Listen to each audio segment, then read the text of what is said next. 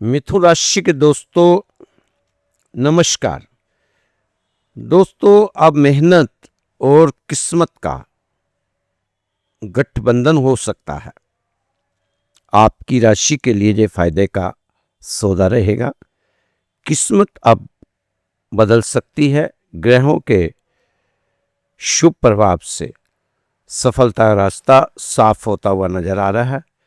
दोस्तों, जिंदगी में कभी भी थकना नहीं चाहिए। पता नहीं कब तकदीर बदल जाए। मेहनत करते रहें, आगे बढ़ते रहें, क्योंकि किस्मत में हमें वही मिलता है जैसा कर्म वैसा फल। जिस तरह के कर्म करेंगे उस तरह का फल आपको मिलता जाएगा। कर्म और किस्मत का महागठबंधन अब देखेंगे मिथुन राशि वाले।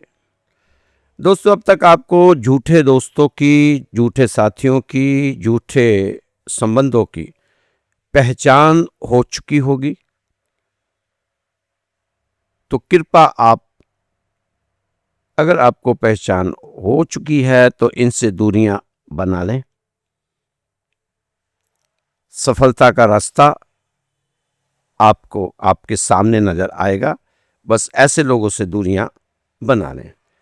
भाग्य, समय, किस्मत, ग्रह सभी आपके हक में दिखाई दे रहे हैं। भगवान ने चाहा तो आने वाले समय में सभी दुखों का अंत होता हुआ नजर आएगा और मेहनत की अब जीत पक्की है।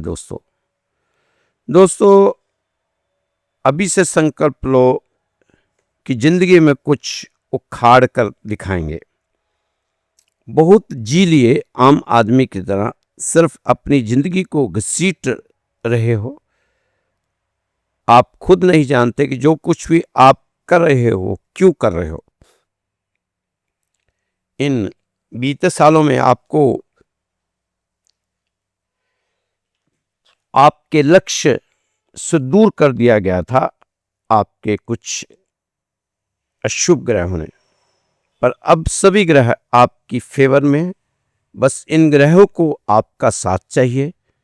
आपको आपके लक्ष्य के नजदीक लाने के लिए ये व्हाट्सएप खेलना अब बंद कर दो। अब तो लग जाओ अपने लक्ष्य की प्राप्ति की ओर। कभी थे, क्यों नहीं सोचते कि जिंदगी भर की सजा भुगतने से अच्छा है थोड़े दिन अपने और अपने लक्ष्य पर फोकस कर लिया जाए। ये आपको सोचना ही चाहिए। दोस्तों, ये दुनियादारी तो चलती ही जाएगी। फालतू की चीजों में अपने को इतना ना उलझाओ कि अपने आप को ही आप भूले बैठे रहो। अब तुम्हें सोचना है कि तुम्हें क्या करना है, क्या चाहते हो। अभी भी नहीं सोचोगे तो कब सोचोगे। दोस्तों, कल का दिन ठीक रहा होगा, कुछ विशेष नहीं हुआ होगा, पर मानसिक शांति तो कुछ बड़ी ही होगी। अब आहिस्ता आहिस्ता आपकी मानसिक शांति बढ़ती जाएगी। काम का बोझ कुछ अधिक लग सकता है। मानसिक शांति के लिए पानी की मात्रा थोड़ी बढ़ा दें, आराम मिलेगा। दोस्तों, भगवान आपको मौका देने ही वाला है। भगवान से दोस्ती थोड़ी बढ़ा लीजिए। ग्रह आपके हक की गाथा गा रहे हैं। फिर चाहे वो मंगल हो, शनि हो, बुध हो, राहु हो, केतु हो, बृहस्पति हो, सभी आपको कुछ देने की प्लानिंग कर रहे हैं। देखो प्रभु कृपा कब होगी। यहां तक कि राहु भी चाहता है कि मिथुन राशि वालों को थोड़ी राहत दे दी जाए। दोस्तों, माता पिता से इस समय अच्छे संबंध बनाकर रखें, क्योंकि माँ को खुश किया तो चंद्रमा खुश होंगे, पिता को खुश किया तो सूरज खुश होंगे। तो इस समय आपको जरूरत है अपने चंद्रमा और सूरज को खुश करने की। उनका आशीर्वाद प्राप्त करते रहें। लोगों की बातों की परवाह मत करें कि वह क्या कहते हैं, उनको कहने दें। आपका लाभ ही होगा। उससे आपके बुरे ग्रह शांत रहेंगे। जितना लोग आपकी निंदा चुगली करेंगे, आपके बारे में आपकी पीठ के पीछे बुरा कहेंगे, तो समझे आपके खराब ग्रह भी आपको अच्छा फल देना शुरू कर देंगे। दोस्तों, घर की शांति बनाए रखने के लिए बहस से बचिए, तर्क वितर्क से बचें, फायदा रहेगा। थोड़ा अपने गुस्से को कम करके चलें तो ज़्यादा अच्छा रहेगा। इस समय आपकी राशि का आंकलन करना, इसके बारे में बताना कोई छोटी चीज़ नहीं है, क्योंकि आपकी राशि में कब अच्छा फल मिल जाए ये हम क्या आपको भी नहीं पता चलना। मैं रोज कहता हूँ कि चमत्कार के चक्कर में ना रहें, मेहनत के चक्कर में रहें, मेहनत पे डिपेंड रहें। ये एक मंत्र है जो मैं रोज आपकी राशि पर बोलता हूँ कि मेहनत मेहनत मेहनत। दोस्तों, आप भी अपने दिमाग में ये बात बैठाकर चलें, कर्म करते रहें ईमानदारी से। शनि महाराज आपको बहुत कुछ देना चाहते हैं, ये तो तय है। शनि महाराज आपकी काफ़ी ख्वाहिशें पूरी करना चाहते हैं, क्योंकि काफ़ी कुछ सहा है आपने संघर्ष के दिनों में, तो इसलिए अब आपको कुछ प्राप्त हो, इसके लिए सभी ग्रह आपकी फेवर में है। दोस्तों, इस समय तो आपको कड़ी मेहनत और अनुशासन के साथ काम करना चाहिए और नतीजों को भगवान के भरोसे छोड़ देना चाहिए, क्योंकि संघर्ष एक व्यक्ति के जीवन का अहम हिस्सा होता है।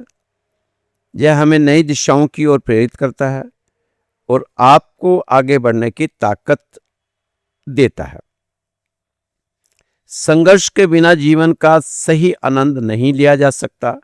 ये आप याद रखना, अपने दिमाग में बिठा के रखना कि संघर्ष के बिना जीवन का सही आनंद नहीं लिया जा सकता।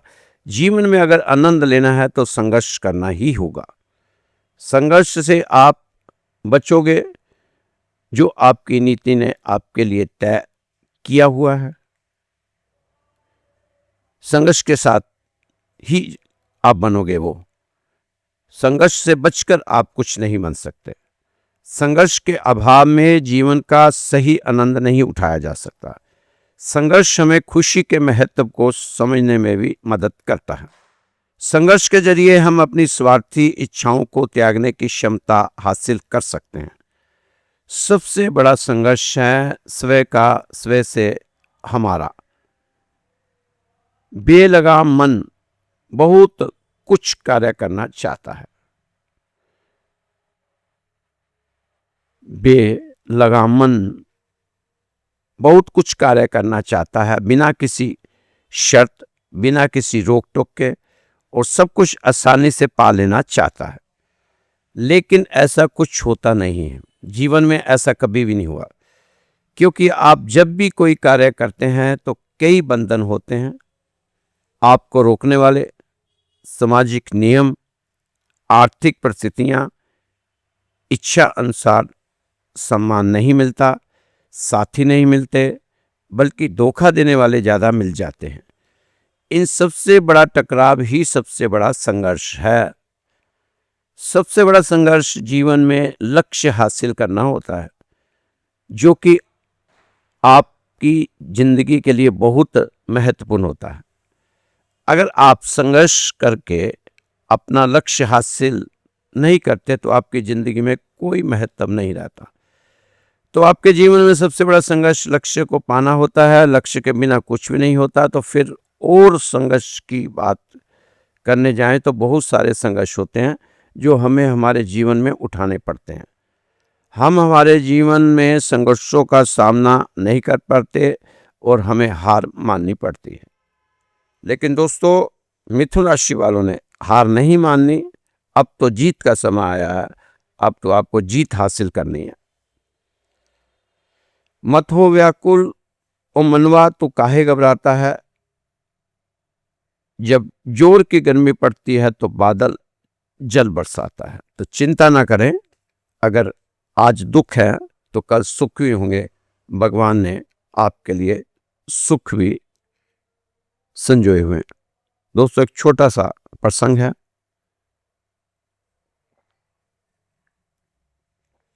कहानी कह लें, प्रसंग कह लें। एक वकील था, कामकाज चल नहीं रहा था, घर में रोटियों के लाले पड़ गए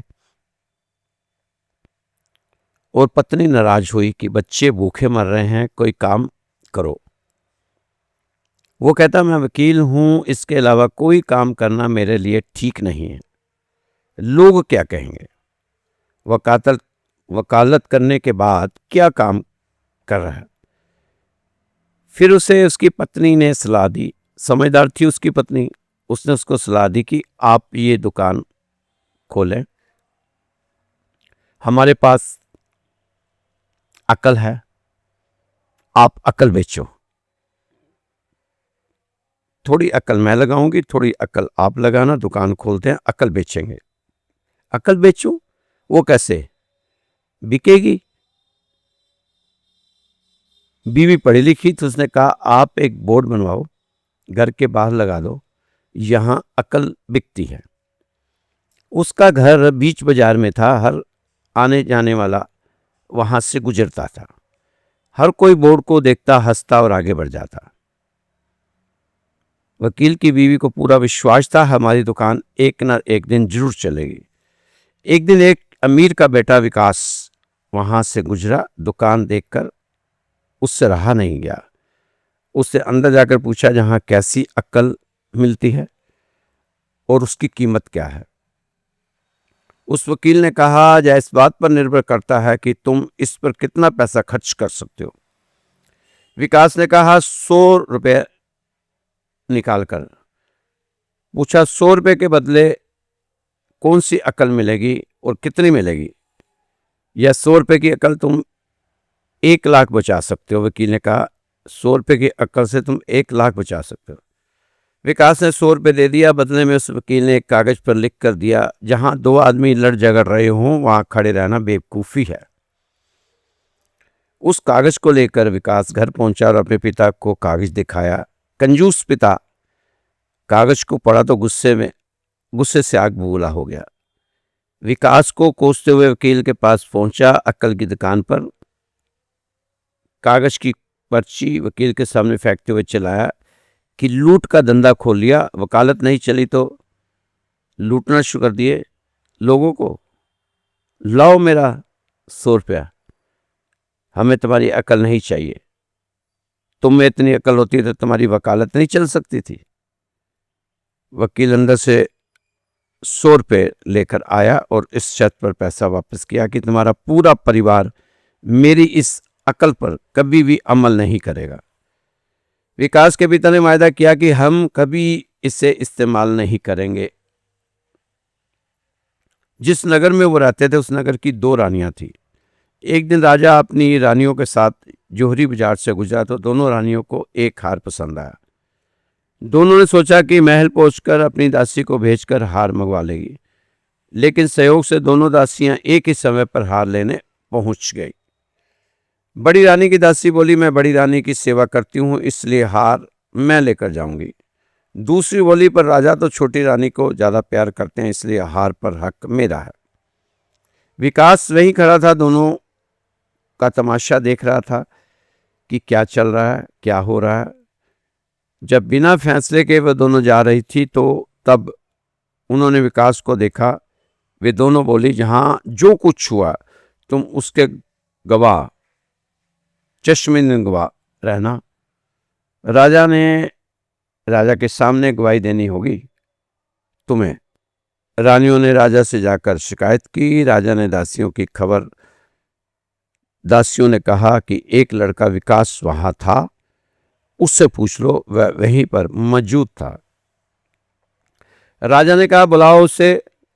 सैनिकों को विकास के घर भेजा गया कि कल 10 बजे विकास को दरबार में हाजिर होना है।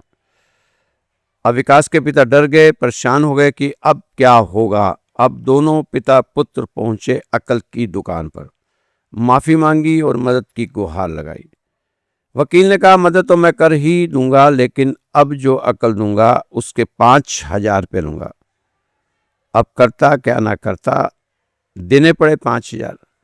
विकास को अकल दी कि गवाही के समय थोड़ा पागलपन का नाटक करना पड़ेगा और दासियों के विरुद्ध कुछ नहीं बोले। अगले दिन विकास पहुंचा दरबार में, करने लगा पागलों जैसी हरकतें। राजा ने उसे वापस भेज दिया और कहा, पागल की गवाही पर भरोसा नहीं कर सकते। अब राजा ने कहा, दोनों रानियां खुद ही दासियों को सजा सुनाएं, क्योंकि यह पता लगाना बहुत मुश्किल है कि झगड़ा किसने पहले शुरू किया। बड़ी रानी बड़ी खुश हुई, छोटी रानी को गुस्सा आया। अब विकास का मालूम हुआ, छोटी रानी बहुत नाराज हुई। वो जरूर अपना बदला मुझसे लेगी, विकास को ऐसा लगने लगा।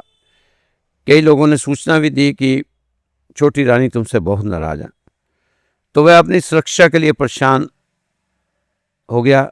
फिर पहुंचा अकल की दुकान पर अपने पिताजी के साथ। वकील ने कहा, अब 1,000 रुपये लगेंगे, 10,000 रुपये लगेंगे। बोलो, लेनी है अकल? बचा तो लूंगा मैं से, एक ही रास्ता है। पहले तो 10,000 रुपये दो, 10,000 के बाद मैं तुम्हें बताऊंगा रास्ता क्या है। अब विकास के पिता को देना पड़ा 10,000 रुपये। उसके बाद उसने बताया कि तुम एक काम करो, 1,00,000 का हार है वो, आप छोटी रानी को लेकर दे दो। मैंने कहा था इससे पहली बार जब आया था कि 100 रुपये की अकल से तुम 1,00,000 बचा सकते हो। आखिर वो हार लेकर आना ही पड़ा। रानी को 1,00,000 रुपये का हार।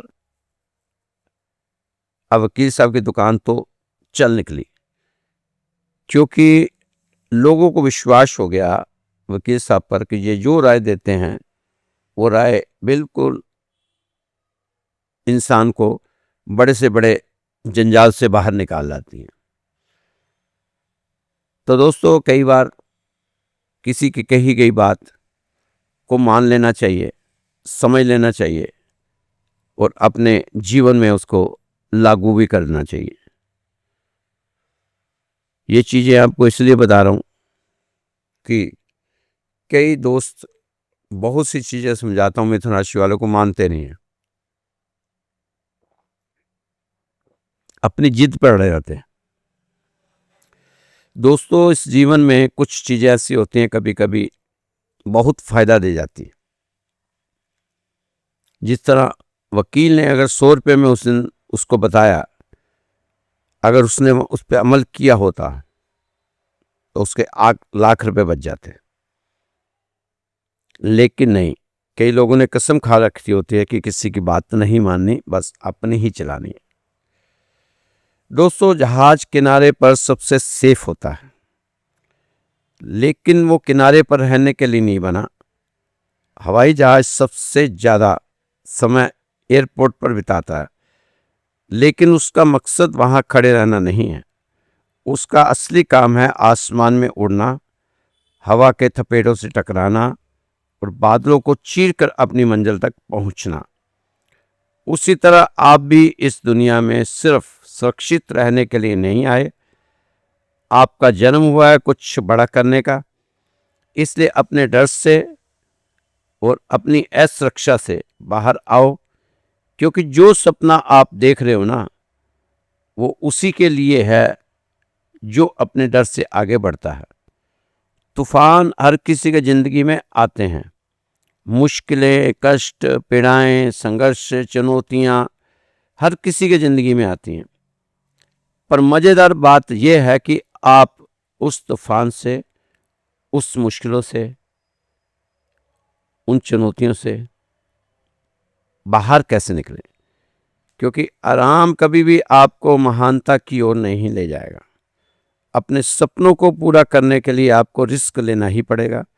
इसलिए उठो, जागो और बाहर निकलो, क्योंकि आपकी मंजिल अपने कंफर्ट जोन के बाहर ही तो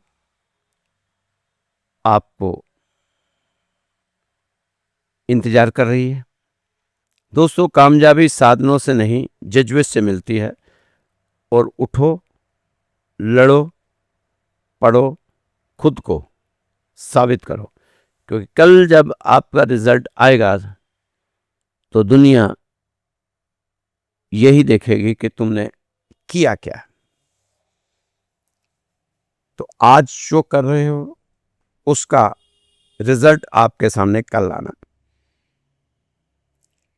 दोस्तों, कई आदमी हैं अपनी गलती मानने को राजी नहीं होते। एक माँ ने अपने बेटे को एक बर्तन देकर कहा कि बाजार से 8 आने का तेल ले आ। दुकानदार ने बर्तन में तेल डाला तो वह 6 आने में बर्तन भर गया। अब दुकानदार कहता कि 2 आने बच गए। अब लगा सोचने की क्या करूं। माँ ने 8 आने का कहा था। अब उसने देखा कि बर्तन की नीचे जो जगह है 2 आने का यहाँ डलवा लेता हूं। उसने बर्तन पलट दिया, उल्टा कर दिया। नीचे तेल का जो कनस्तर था वो तेल सारा कनस्तर में गिर गया। उसने घर ले आया उसको, जो उल्टे बर्तन में तेल डाला था। माँ ने कहा 8 आने का तेल इतना सा ही? नहीं माँ, इधर भी तो है। अब वो तेल भी गिर गया। जो तेल छोटी सी जगह होती है लोटे में वो भी गिर गया। अब तेल जब जमीन पे गिर गया तो माँ लगी गुस्सा करने, पर बेटा गलती मानने को तैयार ही नहीं। माँ, गलती तुम्हारी है। 8 आने दिए थे, बर्तन छोटा दिया था। तुम कह सकती थी कि जितने का तेल इसमें आए उतना ही लाना, बाकी पैसे वापस ले आना। गलती मानती नहीं हो। अपनी गलती मानो। बेकार में सारा दोष मेरा ही निकालती जा रही हो। हमेशा मुझे नीचा दिखाने का मौका ढूंढती हो माँ। दोस्तों, कभी कभी अपनी गलती भी मान लिया करें। उसने भी अपनी माँ से ऐसे ही कहा कि माँ, कभी कभी अपनी गलती भी मान लिया करो। तो माँ कहती, हाँ बेटा, गलती मेरी ही है कि ऐसा नालायक बुद्धू बेटा मैंने पैदा किया। मेरी सिर्फ यही गलती है। चलो, मानो तो सही, अपनी गलती माननी चाहिए। गलती मानने से इंसान छोटा नहीं होता, बल्कि गलती करने से बाज आता जब उसको एहसास होता है कि मेरे से गलती हो गई। ये छोटा सा प्रसंग था, कहानी बचपन में सुनते थे, चुटकुले के रूप में सुनते थे इसको, लेकिन आपको प्रसंग के रूप में सुनाइए कि शायद इससे हम कुछ निकाल पाए अच्छी चीज। दोस्तों, ये राशिफल आपको राधेश्याम मंदिर से दिखाया जाता है, बताया जाता है। रोज ही आपके लिए राशिफल आते हैं। हमारे मंदिर में जो पितृपक्ष है 7 सितंबर से 21 सितंबर तक, चंद्र ग्रहण से सूरज ग्रहण तक, रोजाना मंदिर में तर्पण किया जाता है, पाठ पूजा किया जाए पितरों की शांति के लिए। अब आज 17 तारीख हो गई, 18, 19, 20, 21, मात्र 4 दिन रह गए। अगर आप में से कोई भी अपने पितरों की आत्मा की शांति के लिए पूजा पाठ कराना चाहता है तो हमें हमारे व्हाट्सएप नंबर पे उनका नाम, अपना गोत्र और डिटेल पूरी भेज दें। तो आत्मा की शांति के लिए पितृपक्ष में पूजा पाठ का जो आयोजन है उसमें आपको भी शामिल किया जाएगा। दोस्तों, 3 जगह ही पूजा का महत्व है। एक तो गंगा के किनारे, एक गौशाला और एक मंदिर में। मंदिर वो यहाँ सुबह शाम संकीर्तन चलता हो, कीर्तन चलता हो, मंत्र चलते हो। तो आप मंदिर में बैठकर भी पितरों का तर्पण कर सकते हैं।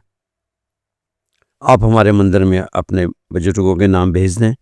अगर आप उनके आत्मा के लिए पाठ पूजा करवाना चाहते तो इसका कोई शुल्क नहीं है, बिल्कुल फ्री है। ना कोई आपने सामग्री लानी है, ना आपने पैसा देना है, क्योंकि सुबह से लेकर शाम को 8 बजे तक पंडित जी बैठते हैं और कई लोगों के पितर की शांति करवाते हैं और कई लोगों के लिए गीता पाठ करते हैं, साथ में रहेगा। नहीं तो मंत्र तो भाई बहन सब मिलके मंदिर में जो आते हैं भगत जन सब मिलते ओम नमो वस्वते भगवते वासुदेवा, ओम नमो भगवते वासुदेवा का जाप वो करते हैं।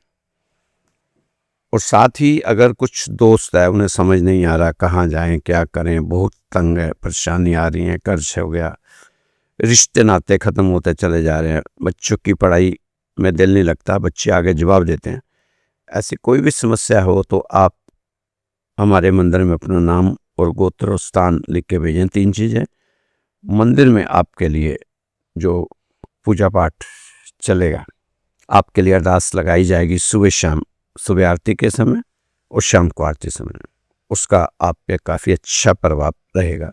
इसका भी कोई चार्ज नहीं है, बहुत से लोग अपनी हाजिरी लगवा रहे हैं, अरदास लगवा रहे हैं। आप भी ज़रूर भेजें अपना नाम और गोत्र। मेरा व्हाट्सअप नंबर नोट कर लीजिए 9315336907 9315336907। ये मेरा व्हाट्सअप नंबर है, इसमें फ़ोन पे बात भी कर सकते हैं और आप यहाँ पर मैसेज भी छोड़ सकते हैं। तो दोस्तों खुश रहो, मस्त रहो, स्वस्थ रहो, व्यस्त रहो, तंदुरुस्त रहो। कल फिर मिलेंगे आपकी सुंदर राशि के साथ। जय श्री कृष्णा, जय श्री राधे।